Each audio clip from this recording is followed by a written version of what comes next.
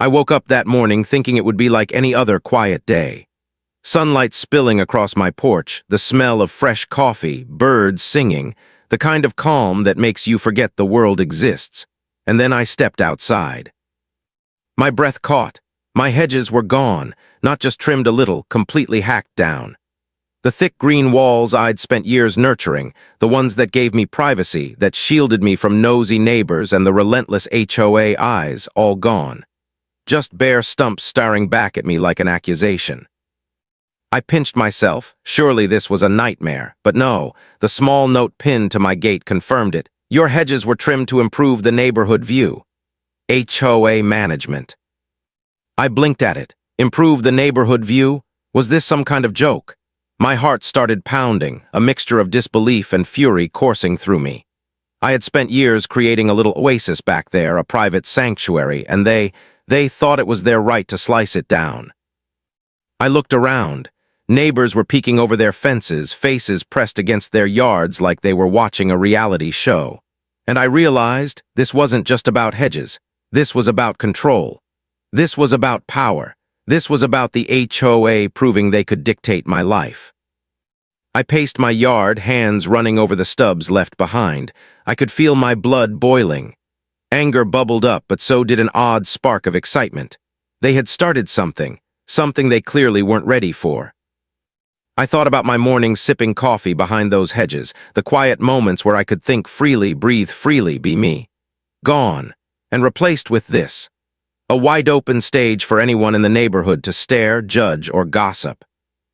And that's when the first plan started forming in my head. It wasn't fully shaped yet, but the seed was planted. I wouldn't just let them walk all over me. Not this time. I wasn't about to spend my life silently obeying some overzealous HOA rules, some self-righteous committee members who thought community improvement gave them the right to cut down a living wall. I went inside, brewed another cup of coffee, and sat at the kitchen table staring at the note. Every sip was fueling the idea in my head. I'll make them regret this. Not violently, no, I'm not a monster, but creatively, maybe a little chaos, maybe a little poetic justice, definitely something that would make them pause before they ever tried this again. I could hear them now in my imagination, the HOA board members, clipboard in hand, walking down my driveway to inspect their handiwork. Confident, arrogant, certain that I'd be shocked into submission. I could almost hear their smug voices. See, it's for the betterment of the community. But they had no idea what was coming. I smiled, a small, slow smile, the kind that builds in your chest before it hits your lips. They were about to find out that when you mess with my world, you don't just get a complaint letter or a polite argument. You get creativity unleashed. By the end of that morning, I knew what I was going to do. I didn't tell anyone yet, not even my closest friends. This had to be my move, my message, and it had to be spectacular. Because if they thought trimming my hedges was the end of the story, oh, they were very, very wrong. I stepped back onto the porch, looking at the stripped yard. My eyes scanned every angle, every line of sight, every neighbor that might be watching, and I laughed quietly, almost to myself. Not a mad laugh, more like the quiet, simmering laugh of someone who knows a secret no one else does. Tomorrow, I thought, tomorrow this yard will tell a story they'll never forget. I walked into the HOA office feeling a mix of anger and disbelief, the note from yesterday still burning in my pocket. The fluorescent lights flickered as if in sync with my mood, and the faint hum of the office only made the silence more suffocating. Behind the front desk sat Karen, you know the type. Perky, smug, clipboard in hand, and a smile that said she believed she was morally superior to the rest of the world.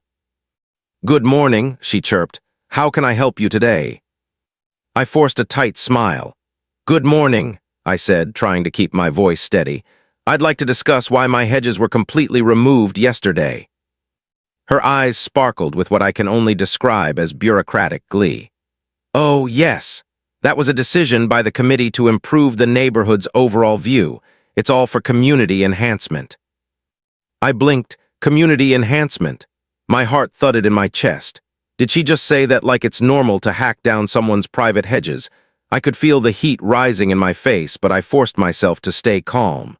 There's a fine line between rage and cunning, and I wasn't about to cross it yet. I see, I said slowly, measuring each word. And what about my privacy, my property? Did anyone think to ask me, or is that irrelevant? She tilted her head, like I was the problem for daring to question her. Well, the committee decided it was in the best interest of everyone. Your hedges were obstructing the view of the lake from several neighboring properties. The absurdity hit me like a slap. My hedges were obstructing a view? Since when did my backyard belong to anyone but me? I clenched my fists under the counter, nails digging into my palms. I wanted to shout, to scream, to demand justice, but instead I smiled. A tight, slow smile. Right, I said, because apparently privacy is a crime in this neighborhood. She didn't flinch. In fact, I swear her smug little smile grew wider. This is exactly the kind of person you can't reason with, I thought. You have to outsmart them. As I walked out, I could feel every eye in the office on me, curious, judgmental, even amused. But I didn't care. Each step back to my car felt like a beat in a drum, building tension for what I knew was coming. I was already planning my next move, imagining how I could reclaim my backyard and teach them a lesson in creativity and patience. By the time I reached home, my mind was racing. I paced my living room, thinking about materials, neighbors, angles, and containers. Not just any containers. Rusty, heavy, impossible-to-move containers. My idea was ridiculous, yes, but that was the point. It had to be absurd enough to make them think twice before interfering again. I glanced at my stripped yard. The stubs of hedges mocked me, but also inspired me. I could almost see the containers in place, stacked strategically, forming a wall that was as much a statement as it was a shield. I smiled again, this one darker, more confident. I could hear their voices already in my imagination. The homeowner is being difficult. It's against HOA rules. We need a solution immediately. But here's the thing, I wasn't being difficult. I was being clever. And cleverness has a way of winning, especially when arrogance underestimates it. I spent the afternoon measuring, packing, and imagining the layout. I even made notes. Where the sun hits, which lines of sight need blocking, how to make it visually unappealing enough to drive them crazy but still manageable for me. Every detail mattered. By evening, I had a plan that was borderline ridiculous, undeniably bold, and perfectly satisfying. And as the sun dipped below the horizon, painting my yard in long shadows, I felt a thrill I hadn't felt in years. This wasn't just about privacy anymore. This was about sending a message. Don't mess with my home, don't mess with my space, and never underestimate someone who knows how to fight creatively. I sat on my porch, sipping my coffee again, staring at the empty yard. The air was still, but I could feel the tension building like the calm before a storm. Tomorrow, my backyard would no longer be just a yard. It would be a fortress, a statement, and a headache for the HOA. And I couldn't wait to watch their faces when they saw it. I couldn't sleep that night. My mind was racing, running through every possible scenario, every loophole, every absurdly brilliant idea I could muster. The hedges were gone. My privacy was gone. And the HOA, oh, they thought they had won. They thought I'd stew in silence, maybe file a complaint, and eventually accept their audacious view improvement. But I don't do passive. I do action. And action in this case involved rusty containers. Yes, rusty containers. I know what you're thinking, ridiculous, right? But hear me out. They were heavy, ugly, imposing, and perfectly capable of blocking every line of sight the HOA had suddenly decided they were entitled to. And the best part, I had access to them. Old shipping containers in my barn collecting dust and rust, waiting for the day they would fulfill their destiny. I paced my backyard, the stubs of hedges like tiny fingers pointing accusingly at me. How dare you, you green traitors, I muttered under my breath. Then I grinned. But soon you'll be part of something bigger, something unmovable. I made a mental map, one container at the edge of the driveway, another behind the back patio, a few stacked strategically like a makeshift fortress. I even considered giving them names, Frontline, Sentinel, and Rusty the Enforcer. My neighbors might think I'd lost it, but secretly I didn't care. The suspense of what I was about to unleash was too delicious to worry about appearances. I started hauling the first container by myself. Or more accurately, I tried to and failed spectacularly. It didn't budge an inch. My arms ached, my back screamed, and for a moment I wondered if the universe was punishing me for even considering such an outrageous plan. But then I laughed. Loud, obnoxious, gleeful laughter. If it were easy, it wouldn't be satisfying. I went inside and called a friend, a neighbor I trusted. By the time he arrived, I had a strategy, a diagram sketched on a napkin, and a spark in my eye that he recognized immediately. "What are we doing?" he asked cautiously. "You'll see," I said, grinning like a villain in a movie. "It's time to remind the HOA that some things aren't theirs to touch." The night was spent plotting, measuring, and scheming.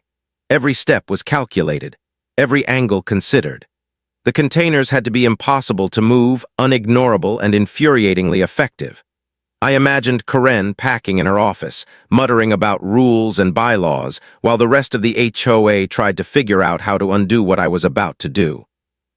By the time the first light of dawn crept across the yard, the groundwork was done. I had measured, labeled, and planned every single placement. Every neighbor I passed on the street that morning gave me curious glances, and I returned them with a smile that said, "You have no idea what's coming." There was a part of me that felt a thrill, pure, unadulterated excitement. Not anger, not revenge, but the kind of adrenaline that comes from knowing you're about to pull off something audacious, something impossible to ignore. I could almost see the container fortress in my mind, standing tall, blocking the view, mocking the HOA's sense of control. And then a flicker of doubt hit me. What if they escalated? What if legal letters came flooding in? What if they tried to dismantle my masterpiece before it even existed? But I shook it off. Doubt has no place when creativity is on fire. By mid-morning, the containers were ready. Rusted, dented, heavy as a small car, but perfect. And I knew that the moment I placed that first one in position, the game would truly begin. The HOA thought they were in control. They had no idea that the quiet homeowner they just tried to manipulate was about to flip the script entirely. I took a step back, breathing in the anticipation, savoring the chaos I was about to unleash. My backyard was no longer just a yard. It was a battlefield. And tomorrow it would be legendary. I smiled, feeling the tension in my chest, the thrill of impending victory, and the satisfaction of knowing the first move was mine. The hedges may have fallen, but I was about to rise in a way they would never forget. Tomorrow the HOA would wake up to a sight that would leave them speechless, and I would be there, watching, smiling, victorious. The morning air was crisp, and I felt it buzz with anticipation. Today was the day. My backyard, the same one the HOA had dared to violate, was about to become a fortress. A fortress made of rusty, dented, stubborn containers, and I couldn't help but grin at the thought. I backed the first container into position, the metal scraping against the driveway with a sound that somehow felt triumphant. My muscles screamed. My hands bled slightly from gripping the rusted edges, but every ache was worth it. This wasn't just about blocking a view, it was about sending a message. I placed the next container strategically near the back patio. It wobbled precariously for a moment, and my heart skipped a beat, but then it settled, solid and immovable. I stepped back, hands on hips, surveying my growing creation. Already, the lines of sight that the HOA had tried to exploit were cut off. Privacy was returning to me, and I had done it with flair. Neighbors peeked over fences as I worked, some whispering, some pointing, others just staring in awe. One older woman even waved, shaking her head with a grin. "You're crazy," she shouted, half scolding, half cheering, and I laughed. Yes, I'm crazy, but it's working. By mid-afternoon, the containers were stacked in a formation that looked almost deliberate, like a metallic labyrinth, both imposing and absurd. I paused to take a sip of water, wiping sweat from my brow. That's when I noticed something that made my stomach tighten. The HOA president herself, Karen, walking down the street, clipboard in hand, eyes narrowing like a hawk spotting prey. She stopped at the corner and stared at my yard, jaw tightening. I swear I could see her thoughts in real time. This is outrageous. Impossible. How did she do this? I waved casually, holding up a hand as if to say, "Good morning, Karen." Inside, I was grinning like a cat who had just caught the canary. Yes, look at it, admire it, feel powerless. I continued working, placing the last few containers with meticulous care. Each one was positioned to block a specific line of sight, to frustrate, to irritate, to make the HOA's job as impossible as possible. By sunset, my backyard looked like something out of a post-apocalyptic movie. Tall, imposing, rusty, and utterly unmovable. I stepped back and admired my work.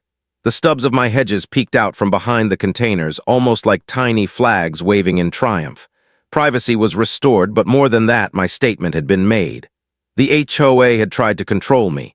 They had tried to manipulate, intimidate, and shame me. And now they were powerless. Karen hadn't moved. She just stood there at the street corner, mouth slightly open, hands gripping her clipboard like it was a life raft.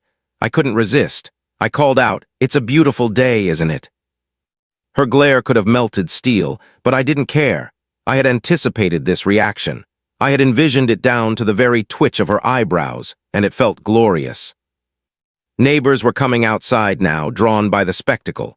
Children laughed, adults whispered, and a few even took out their phones to take pictures. Word would spread. My backyard, my fortress, my rusty container rebellion, it was about to become legendary in the neighborhood.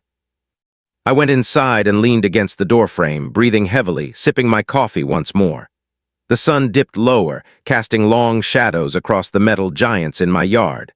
I could almost hear the HOA scrambling even from inside my house. Phone calls, frantic emails, whispered strategies. And here's the beauty of it, they couldn't do anything. Not yet.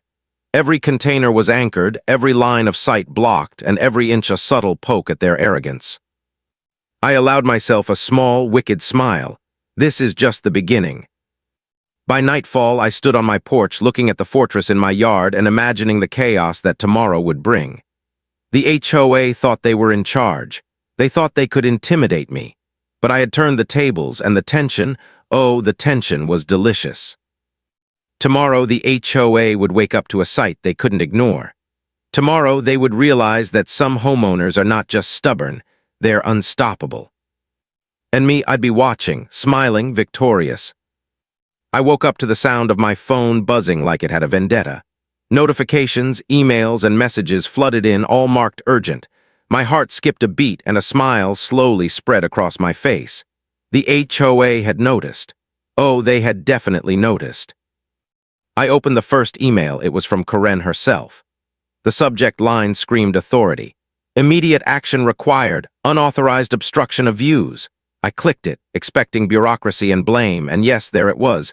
Paragraphs of thinly veiled threats, citations of rules, regulations, and bylaws. They claimed I was violating community standards and demanded the removal of the containers immediately. I leaned back in my chair, chuckling.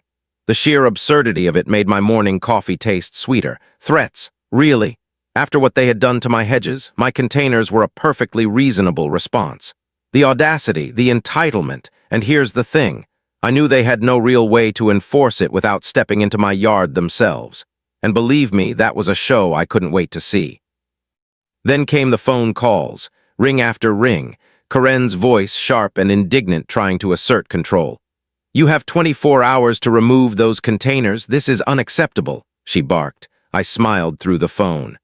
"Actually, Karen, I think they're staying exactly where they are. Isn't it beautiful?" The panic in her voice was exquisite. I could almost see the sweat forming at her temples. I could hear her muttering to someone off the line, "This is a nightmare. How did this happen?" Neighbors began appearing outside, some whispering words of encouragement, others simply gawking at the spectacle in my yard. I waved at a few, a conspiratorial smirk on my face. Some even took pictures, posting them on social media. Within hours, my backyard had become a legend in the neighborhood. I imagined Karen packing in her office, watching her authority unravel in real time. As the day wore on, more letters arrived. Legal sounding, filled with dramatic warnings and citations of obscure rules.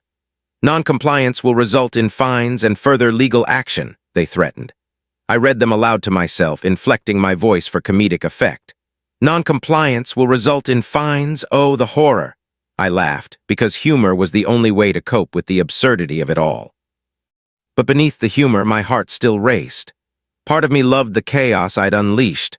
Part of me knew this was just the opening volley in a war that was far from over. Every letter, every call, every furious glance from the HOA felt like fuel, powering my determination. By late afternoon, Karen showed up in person, clipboard shaking in her hands. I stepped onto the porch and watched her carefully, savoring the tension. She looked like she'd just been told the world was ending. "These containers have to go," she demanded, voice trembling slightly with fury. "And why?" I asked, leaning casually against the railing. "Because they ruin the neighborhood view, or because you underestimated me?" Her eyes narrowed. "This is against the rules, you can't just—" I cut her off with a smile. "Apparently, Karen, the rules are flexible when it comes to cutting down hedges, but suddenly they're rigid when someone fights back. Interesting." She sputtered something, muttered about fines, attorneys, and next steps. But I didn't listen. I was too busy imagining her retreating to her office, flustered and powerless, while I sipped my coffee, watching the sun set behind my fortress of rusty containers. The neighborhood was buzzing. Some were whispering, some laughing, some shaking their heads in disbelief. But one thing was clear: the HOA had met their match. I had turned the tables, and they didn't even know where to begin. That night I sat on the porch, staring at the containers in the fading light.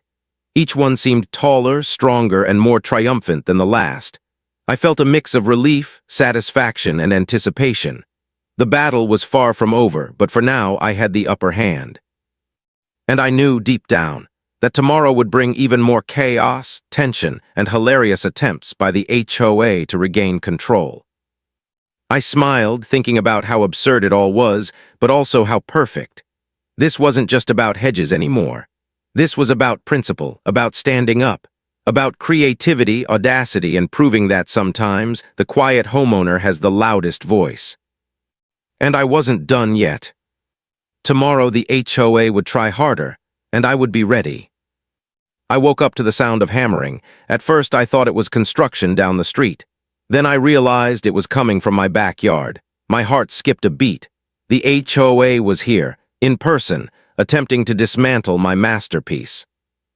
I peered through the blinds and saw Karen, clipboard still clutched like a shield, barking orders at what looked like a small team of hired helpers.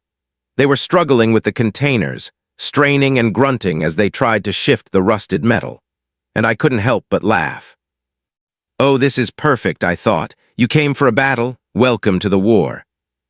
I grabbed my phone, filming discreetly, knowing that neighbors would love this footage. I could almost hear the commentary in my head. "Look at them trying to move something clearly immovable." Pure comedy gold. I stepped outside, walking calmly toward the chaos. "Good morning," I called cheerfully. "Need a hand with those containers." Karen's face turned a shade of red I didn't know existed. "These must be removed immediately," she snapped. "You are in direct violation of community rules." I grinned. "Actually, Karen, I think they're just fine where they are. In fact, they seem pretty permanent." They continued struggling, huffing and puffing, but the containers didn't budge an inch. Each time they tried, the metal groaned, the earth trembled slightly, and my amusement grew. It was almost poetic, the strong, unmovable proof that stubborn homeowners can outwit the rules. Neighbors had started gathering, drawn by the spectacle. Some laughed, others whispered, a few even clapped quietly.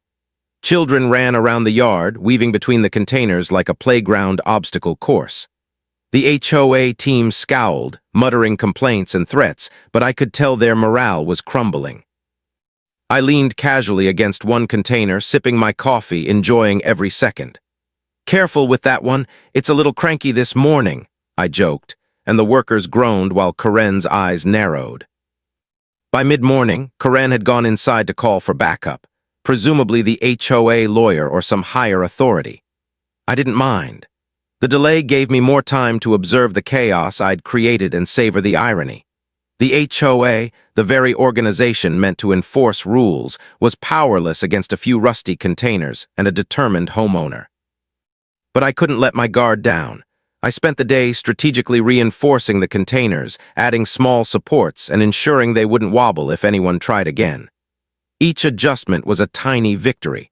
Each glance from a neighbor a subtle nod of approval. I felt like a general surveying the battlefield, and the battlefield was my yard. Karen returned in the afternoon, visibly frustrated. "This is unacceptable," she shouted. "You cannot just defy the HOA and expect no consequences." I smiled. "I'm not defying, I'm creatively exercising my property rights." Her face twitched, and she stomped away, muttering about fines, complaints, and legal action. I chuckled quietly because I could see it now. She had no idea how stubborn, how determined, or how downright clever I could be. By evening, the neighborhood was buzzing. Rumors spread like wildfire. "Did you see what she did? I can't believe the HOA is stuck. She's turned her backyard into a fortress." And I sat on my porch, watching it all, feeling a mixture of pride, exhilaration, and satisfaction. The day had escalated beyond anything I had imagined. The HOA had tried to assert control. They had failed spectacularly. And every failed attempt only made me bolder. I knew this battle wasn't over, but for now I had the upper hand. As the sun dipped below the horizon, casting long shadows over my metal fortress, I felt it. A quiet thrill, the kind you only get when you know you've outsmarted someone who thought they were untouchable. Tomorrow the HOA would have to decide. Escalate further and risk humiliation, or retreat and admit defeat. Either way, I would be ready. And I wasn't done yet. The real fun was just beginning. By the time the sun rose the next morning, my yard had become the epicenter of neighborhood gossip. Children pointed from across the street. Adults whispered behind fences, and my phone was already buzzing with pictures and messages from people who couldn't believe what I'd done.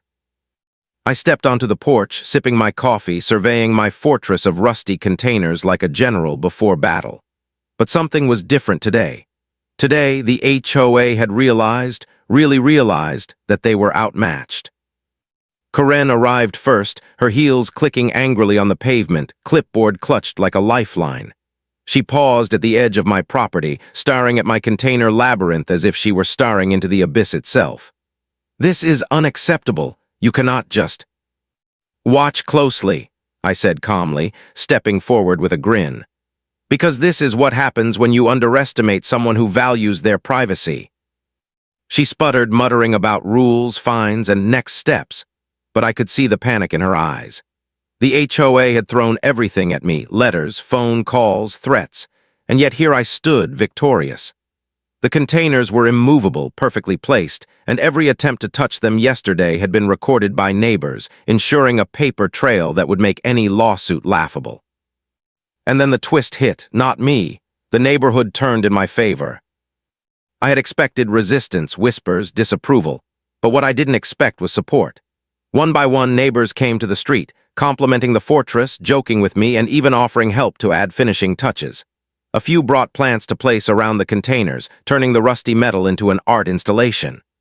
What started as revenge had somehow become community spectacle, a conversation piece, and a source of amusement for everyone except the HOA. Karen's jaw tightened. Her committee members arrived, scanning the yard, clipboard wielding, and furious, but the momentum had shifted. I could see them calculating, realizing that their next move had to be subtle or they'd risk public embarrassment. I leaned against one container, sipping my coffee with smug satisfaction. "You see," I said to no one in particular, "sometimes creativity beats bureaucracy." They didn't respond.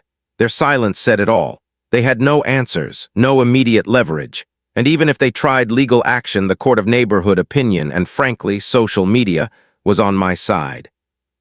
I spent the afternoon arranging the final containers, making small tweaks that ensured every angle was blocked, every line of sight obstructed. It wasn't just a fortress now, it was artful chaos, simultaneously functional and symbolic. Every dent, every rust spot, every strategic placement shouted, "You messed with the wrong homeowner." By evening, the entire neighborhood seemed to be watching. From my porch, I could see kids racing around, neighbors chatting animatedly, and a few brave souls taking selfies in front of my yard. My container fortress had become legendary, and the HOA? They were reduced to spectators, powerless, muttering rules that no longer mattered. Karen approached one last time, hesitating, and I could see it, the begrudging respect hidden beneath the fury. This isn't permanent, is it?" she asked, almost pleading. I smiled. It is as permanent as I need it to be. The tension in her shoulders was palpable. She turned and retreated, leaving me victorious, the neighborhood cheering quietly around me and my fortress standing tall. As the sun set, casting long shadows across the containers, I felt a thrill that went beyond simple triumph. This wasn't just about hedges or views or even containers. This was about creativity, persistence, and refusing to be bullied by rules that didn't make sense. I stepped back onto my porch, taking a deep breath, and allowed myself a quiet laugh. The HOA thought they could control me. They thought a few threatening letters and a call to power would intimidate me. But they had underestimated something far stronger: determination, imagination, and a little audacity. Tomorrow the story would continue to ripple through the neighborhood. But tonight I let myself savor the victory. The containers were more than metal. They were my statement, my rebellion, and my legacy. And deep down, I knew one thing for certain: the HOA would never forget this day. The next morning, I woke up to silence. A heavy, almost sacred silence that stretched across my backyard, broken only by the occasional chirping of birds and the distant hum of traffic. I stepped onto my porch, coffee in hand, and surveyed the yard. My container fortress stood tall, imposing, and utterly unmovable, and for the first time the quiet felt like victory. Word had spread overnight. Neighbors peeked from windows, leaning over fences, whispering excitedly to each other. Some came outside to see it in person, camera phones raised, snapping pictures and sharing them with friends. I smiled, savoring the moment. My little act of defiance had become a neighborhood legend. The HOA didn't come back that morning, or the afternoon, or the rest of the week. Letters and emails slowed to a trickle. Fines, threats, and complaints had all been quietly shelved, or perhaps they were too embarrassed to continue. The arrogance that had fueled their actions had finally met its match, and they knew it. Karen finally appeared, not with fury this time, but with the tight-lipped expression of someone begrudgingly conceding defeat. She stood at the street corner, clipboard in hand, eyes scanning the fortress as if hoping it would vanish on its own. I waved. She didn't wave back, but there was a flicker in her eyes, acknowledgement. It was strangely satisfying. Not the gloating satisfaction of revenge, but the quiet joy of justice. I had stood my ground. I had protected my privacy. I had shown that sometimes creativity and determination are more powerful than rules and bureaucracy. Neighbors began coming over, curious and supportive. They asked questions, offered to help place additional containers for aesthetic improvement, and laughed at the audacity of it all. Some admitted they had been secretly cheering for me the whole time. Children ran around the containers, transforming them into forts, castles, and secret hideouts. My backyard had become a playground, a spectacle, and a symbol all at once. I stepped back and let it all sink in. My fortress wasn't just metal, it was a story. A story about standing up, refusing to be bullied, and finding humor and creativity in the face of absurd authority. It wasn't just my victory. It was a lesson for the neighborhood, a reminder that homeowners don't have to bow to petty rules when their principles are at stake. I spent the evening on my porch, watching the sun dip below the horizon, shadows stretching across the containers. The colors of the sky painted the rusty metal with gold and orange, turning my fortress into something almost magical. I laughed quietly, thinking about how the HOA had underestimated me at every step. "Never mess with a homeowner who loves her hedges," I whispered to myself. And it wasn't just a joke, it was truth. By the end of the week, the HOA had stopped contacting me. The neighborhood chatter shifted from outrage to admiration. I even received a few hesitant compliments from neighbors who hadn't supported me initially. "Well, it's kind of impressive," one admitted. "You really did it." I leaned back, coffee in hand, and let myself savor the calm. The battle was over. My privacy was restored, my sanity intact. And my sense of humor, well, it had never been sharper. As night fell, I looked at the fortress one last time before heading inside. The containers stood tall, silent guardians of my backyard. They weren't just metal. They were resilience, creativity, and a statement that could never be ignored. And in that moment, I knew something important. Life would always throw challenges, absurd rules, and people who think they can control you. But sometimes, The best way to fight back isn't with anger or shouting, it's with ingenuity, persistence, and just a touch of audacity. I smiled, heading inside, already imagining what the next day might bring. My backyard was more than a victory, it was a legacy. And as long as those rusty containers stood, no one would ever forget the day a homeowner turned a simple hedge dispute into a legendary story of triumph. Sometimes, the quietest rebellion makes the loudest statement. You've heard this confession, now wait until you hear the next one. The truth that shatters everything you thought you knew.